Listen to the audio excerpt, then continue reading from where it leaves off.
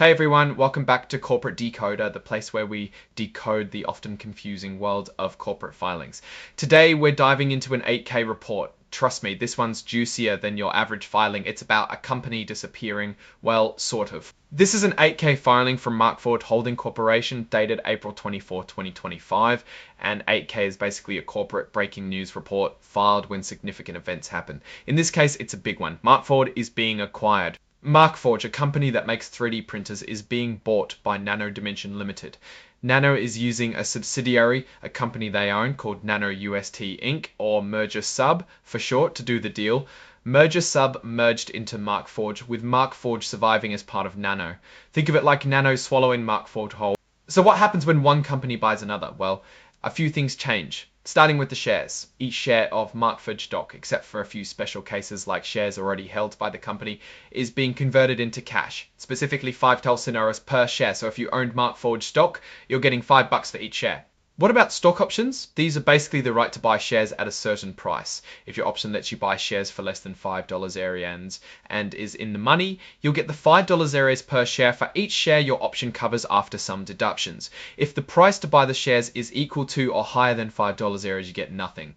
And what about restricted stock units or RSUs? These are like promises of stock that haven't fully been given out yet. If you had unvested RSUs, they're being replaced by new RSUs from Nano. Basically, the promise of Markforged stock is now a promise of Nano stock. There are some conditions in terms of employment, but the old schedule applies also. A new conversion rate will be applied.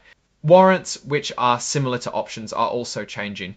Each warrant to purchase shares of Markforged is now exercisable for the 5 per share merger consideration. In simple words, instead of a warrant to purchase shares, it will give the right to receive 5 per share. Now that Markforged is part of Nano, its stock will no longer be traded on the New York Stock Exchange. The company has notified the exchange to stop trading the stock and remove it from the listing. Basically, if you were a Markforged shareholder, your rights have changed. You're no longer a shareholder, but you have the right to receive $5 Everades per share.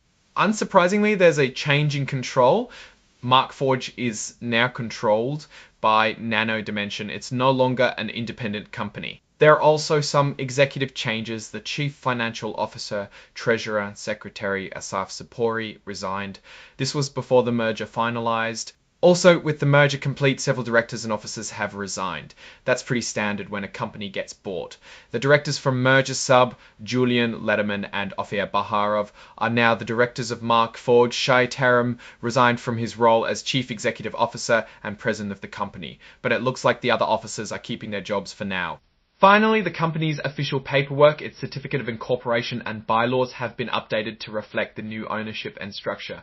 Now, what does all this mean? Markforged, which once aimed to revolutionize manufacturing with its 3D printers, is now part of a bigger company. For shareholders, it means a cash payout of $5 per share. The company is being acquired and will no longer be publicly traded. This acquisition could be a good thing for Markforged. Nano Dimension might bring more resources and expertise to help Markforged grow. However, it also means Markforged loses its independence and has to follow Nano's strategy. It's worth noting that the filing doesn't explicitly state why Nano acquired Markforged, but it can be surmised that they are interested in its technology or customers. Was it that Markforged was not doing so well? Markforged definitely had strengths in the 3D printing market, but it also faced challenges. It had to compete with bigger companies. It needed to keep innovating. Ultimately, Nano saw something valuable in Markforged and decided to buy it. Thanks for watching. If you found this helpful, please like, comment and subscribe. Let me know what other corporate filings you'd like me to decode.